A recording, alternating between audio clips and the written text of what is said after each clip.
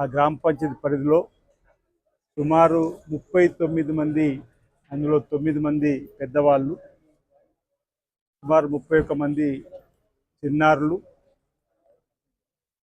ప్రైవేట్లో ఉన్నటువంటి పానీపూరి వాహనం వచ్చినప్పుడు కలుషితమైనటువంటి ఆహారం అని తెలవక వారికి ఒక నమ్మకంతో తిన్నటువంటి సందర్భంలో అది విషతుల్యమై విషాహారం కాబట్టి అనారోగ్యం బారిన పడి సిరిసిల్ల సివిల్ ఆసుపత్రిలో చేరినటువంటి వారిని ఈరోజు పరామర్శించడం జరిగింది. అధికార యంత్రాంగంతో పాటు అడిషనల్ కలెక్టర్ గారు, ఆర్డీఓలు, డిఎస్పీ, అదేవిధంగా డిఎంఎన్హెచ్ఓ గారు, వైద్య శాఖ ఆరోగ్య సంబంధించినటువంటి డాక్టర్ల బృందంతో కలిసి పర్యవేక్షణ వారిని కలిసి పరామర్శించి రావడం జరిగింది. ఫుడ్ సేఫ్టీ అధికారులు కూడా వారిపైన కేసు నమోదు కూడా చేయడం జరిగింది.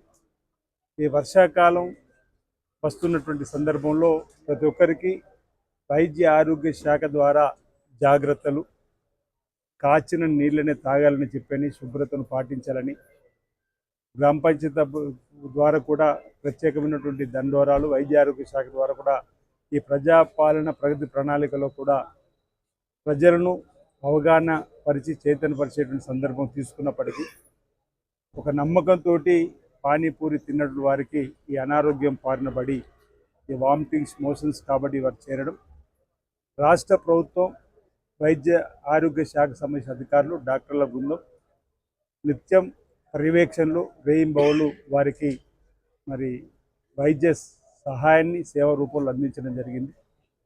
పేషెంట్స్ యొక్క తల్లిదండ్రులను కూడా ఈ సందర్భంగా వాకప్ చేస్తే ఈ హాస్పిటల్లోకి రాగానే డాక్టర్లు సపర్యలు చేస్తూ ఉన్నారు. రాత్రి కూడా మాకు సేవలు అందిస్తున్నారు. తగ్గుముఖం పట్టిందని చెప్పి అందులో 8 మందిని కూడా డిశ్చార్జ్ చేయబడడం జరిగింది.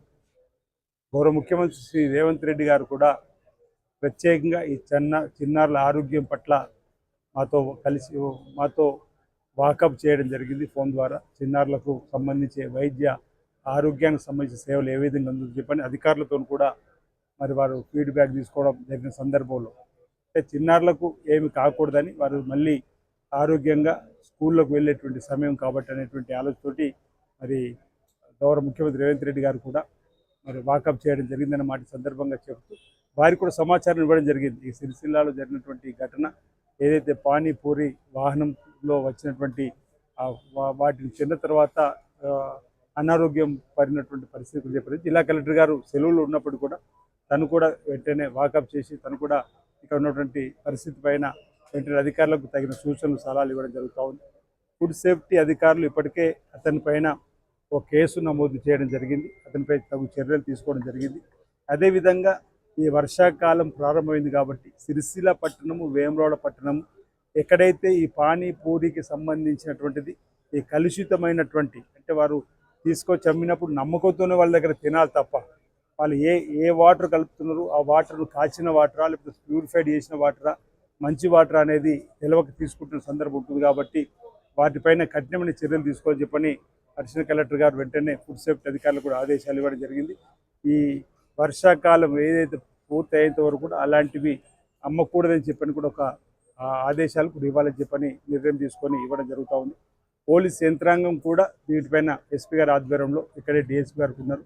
వారు కూడా తగు చర్యలు తీసుకునే విధంగా ఏదైతే చిరు బండారాలకు సంబంధించిన వాటిపైన కూడా వారికి అవగాహన కల్పించడం, చల్లగా అయినటువంటి వాటిని అమ్మకుండా ఉండాలి, వీలైనవి వేడివేడిగానే వాళ్ళు అమ్మేటువంటి ప్రయత్నం చేయాలని చెప్పని పెడుతున్నారు. కూడా సాయంత్రం వేళలో అక్కడ కూడా సెక్రటరీల ద్వారా అవగాహన కల్పించాలని చెప్పని ఒక నిర్ణయం తీసుకోవడం జరిగింది.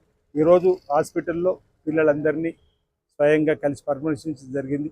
పిల్లల తల్లిదండ్రులతో మాట్లాడడం జరిగింది. పిల్లలు కోలుకుంటున్నారు. 8 మంది డిశ్చార్జ్ అయ్యింది. వీళ్ళు కూడా రేపు డిశ్చార్జ్ కావడానికి అవకాశం ఉంది. ఒకరిద్దరికి సంబంధించి మరో పరీక్ష జరుపుతున్నామని చెప్పారు. వాళ్ళు కూడా ఇబ్బంది లేదు, రేపు సాయంత్రం డిశ్చార్జ్ చేస్తామని చెప్పి అంటున్నారు. వాళ్ళ తల్లిదండ్రులు కూడా మాకు ఈ సిరిసిల్ల దవాఖానలోకి రాగానే చక్కటి వైద్య సాయం అందించి చెప్పడం వారికి ఒక ధైర్యం కల్పించింది ప్రభుత్వం అని చెప్పి, డాక్టర్లు కూడా బాగా పనిచేసిందని చెప్పడం జరిగింది. నేను ఈ సందర్భంగా ఒకటే సూచన చేయాల్సిన ప్రజలందరికీ కూడా ఈ వర్షాకాలంలో తినేటువంటి భోజనం, వేడివేడిది భోజనం తినేటువంటి క్రమం, కొత్త నీరు వచ్చి చేరుతున్న క్రమంలో క్రిములు, కీటకాలకు సంబంధించి కానీ ఇతరత్ర రోగాలకు సంబంధించినటువంటిది కూడా బ్యాక్టీరియా చేరేటువంటి ప్రమాదం ఉంటుంది. కాబట్టి వేడి చేసిన నీళ్ళనే తాగాలని, ఆరోగ్యాన్ని కాపాడుకునే ప్రయత్నం చేయాలని అన్ని ప్రాంతాల్లో కూడా పరిశుభ్రత కోసం ప్రత్యేకమైనటువంటి బృందాలు కూడా ఏర్పాటు చేయడం జరుగుతుందని చెప్పి ఈ సందర్భంగా తెలియజేస్తాను. కవిత గారు కానీ కేటీఆర్ గారు కానీ ముందు తెలుసుకోవాలి. మీరు అడిగే ప్రశ్న కాళేశ్వరం నీళ్లు సక్రమంగా ఇయ్యలేను. కాళేశ్వరం ఎక్కడ ఉంది? నా మాట కాళేశ్వరం ఎక్కువ ఉంది. కాళేశ్వరం లేదు. కాళేశ్వరంలో చుక్కా నీరు తీసుకోలేము. కాళేశ్వరంలో అంతర్భాగమైన మేడిగడ్డ కుంగిపోయింది, కూలిపోయింది, పగిలిపోయింది. అన్నారం సుందిల దగ్గర బుంగలు పడ్డది, సీపేజ్ వస్తున్నది. నేషనల్ డ్యామ్ సేఫ్టీ అధికారులు ఈ కాళేశ్వరం ఈ 3 ప్రాజెక్టులు వాడుకోవడానికి వీలు లేదు, ప్రమాదకరంగా ఉంది అన్నప్పుడు టీఆర్ఎస్ ప్రభుత్వం ఉన్నప్పుడే నీటిని వదిలేసిండ్రు. ఇప్పటికీ అక్కడ చుక్కా నీరును ఆపలేము. ఆ చుక్కా నీరును మనం తీసుకొని నెల్లపల్లి ఎత్తిపోయలేము. ఈరోజు దేవుడిచ్చినటువంటి వరం. ఆ రోజు ఎల్లంపల్లి ప్రాజెక్ట్ కాంగ్రెస్ పార్టీ హయాంలో గౌరవ దివంగత మానేత రాజశేఖర్ గారు నిర్మాణం చేసినటువంటి ఎల్లంపల్లి ద్వారానే ఈరోజు మనం నీళ్ళు తీసుకున్నాం. మహానగరాన్ని కానీ, విజయనగరంగా మారబోతున్నటువంటి నగరాన్ని కానీ, ఈరోజు రైతులకు కానీ ఎల్లంపల్లి ప్రాజెక్టు ద్వారా నీళ్లను తీసుకొని వచ్చి ఈరోజు వేములవాడ, సిరిసిల్లకు ఇచ్చేటువంటి ప్రయత్నం చేసిన అన్ని ప్రాంతాలు కూడా అదే విధంగా జరిగింది. వరద కాలువ ద్వారా ఎస్ఆర్ఎస్పి ద్వారా తీసుకొని వచ్చినటువంటి సందర్భం. కొద్దిగా ఆఖరిలో ఎల్లంపల్లి ద్వారా కూడా రివర్సింగ్ ద్వారా తీసుకొని వచ్చింది. వాళ్ళ హయాంలో ఒక రివర్సింగ్ పంప్ హౌస్లు కట్టినట్టు అంతే తప్ప ఇవన్నీ కూడా కాంగ్రెస్ పార్టీ హయాంలో జరిగినటువంటి వాటి ద్వారా నీటిని తీసుకున్నాం. ఈరోజు ఇక్కడ ఒక విషయం చెప్తా. 2,69,000 మెట్రిక్ టన్నులు గత రబీ సీజన్లో కొనుగోలు చేసినాం. ఈసారి 3,69,000 ఆలోచించండి. ఈసారి 3,69,000 పైచీలు కొన్నాం. అంటే 1,00,000 తేడా.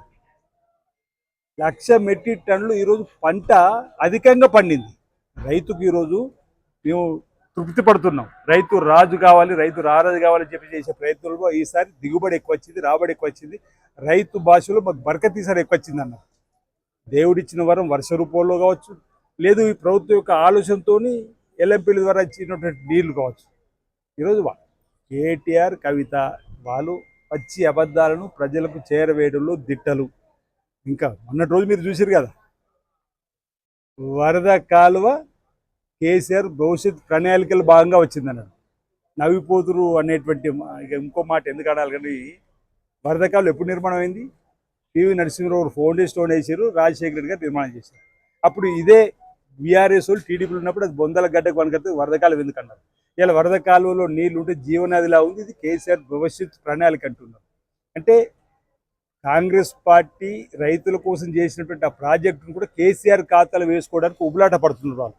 నేను అనుకున్నా, అదే రోజు చెప్పిన, వైఎస్ఆర్ గారి ఆత్మ ఘోషిస్తుంది జీవన్ రెడ్డి గారు, ఇంత తప్పుడు అబద్ధాలు ప్రచారం చేయకండి. వరద కాలు ముమ్మాడికి కాంగ్రెస్ పార్టీ హయాంలో నిర్మాణమైంది. 2012లో ఎస్ఆర్ఎస్ ద్వారా వరద కాలువను నింపినము. ఈరోజు ఎల్లంపల్లి ప్రాజెక్ట్ నిర్మాణం చేసి కాంగ్రెస్ పార్టీ హయాంలో వైఎస్ రాజశేఖర్ గారు హయాంలో.